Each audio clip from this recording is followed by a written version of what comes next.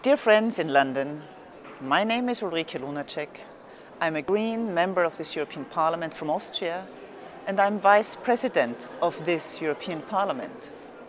I'm also the co-president of the Intergroup on LGBTI rights, in which I, together with over 110 elected members of this Parliament, work to defend and advance the rights of LGBTI people in Europe as well as abroad. I really regret that I cannot be with you today, but let me first of all congratulate you on organizing this important event. As a lesbian woman myself, who has had her coming out more than 30 years ago, I know how far we have come. 30 or 35 years ago, there was hardly anyone open and visible about her or his sexual orientation in this European Union, let alone people in leading positions. I've grown up in a heteronormative environment which didn't leave any doubt that the only option was heterosexuality, traditional marriage, including kids and traditional family life. Especially for women, these expectations were depriving us from independent lives of our own, with our own professional lives and careers, independent from a husband, if we wanted to. Changing this by increasing acceptance and visibility of LGBTI people has been a key issue for me all over my private and political life. It was one of the main themes throughout my career in women's and LGBTI rights organizations, as national parliamentarian for 10 years and since 2009 in this European Parliament.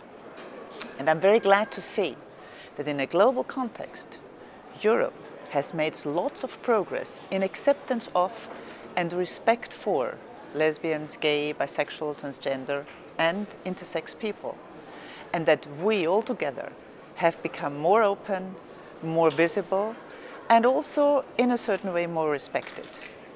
More and more leaders, also in politics, come out, including in places where would not directly expect it.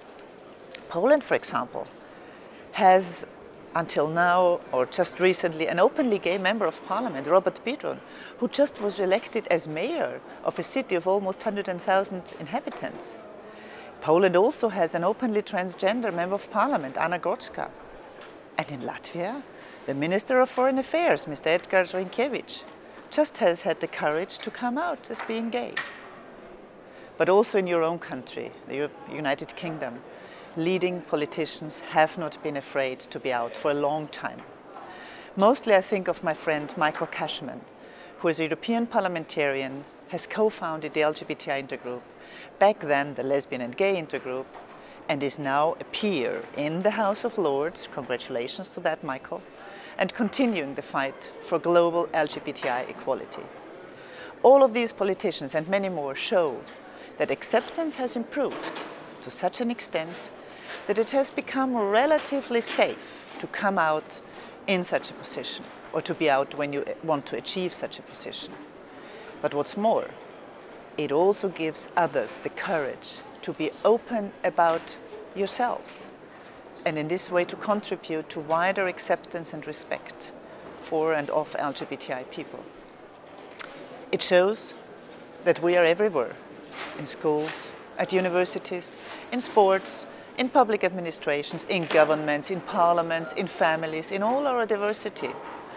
And we will not accept to be pushed back to the margins of society.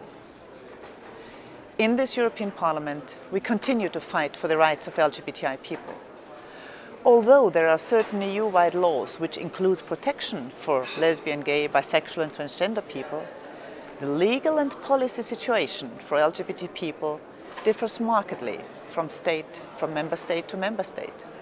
For example, whereas discrimination is forbidden in employment throughout the EU, it is not forbidden yet in all countries when it comes to the provision of goods and services, or when it comes to bullying in schools. Still, we know that discrimination in these areas is in no way less widespread.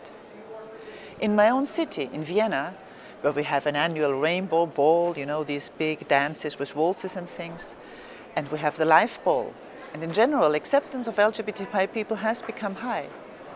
Two lesbian women, nevertheless, recently were thrown out of one of these beautiful old coffee places in Vienna because of a kiss. There has been big protest against this, but we should not forget that homophobia still is part in many parts of Europe, and that we insist that homophobia has no place in Europe of the 21st century.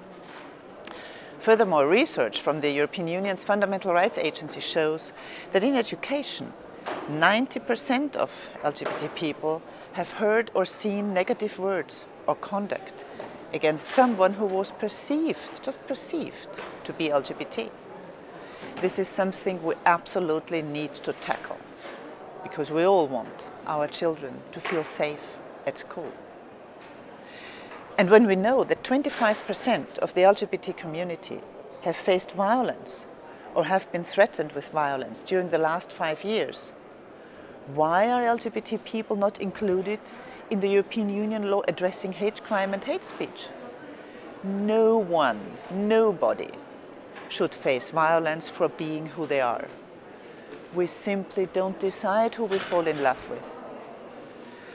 Last year in February, a large majority of this Parliament has voted in favour of a recommendation for a roadmap against homophobia and discrimination of LGBTI people. In this so-called Lunacek report, named after me, who was the one who authored the report, the Parliament asks and demands from the Commission to work together with Member States to develop a strategy to guarantee the human rights of LGBTI people throughout the Union, in all relevant areas, including employment, social affairs, healthcare, hate crime, hate speech, asylum and education.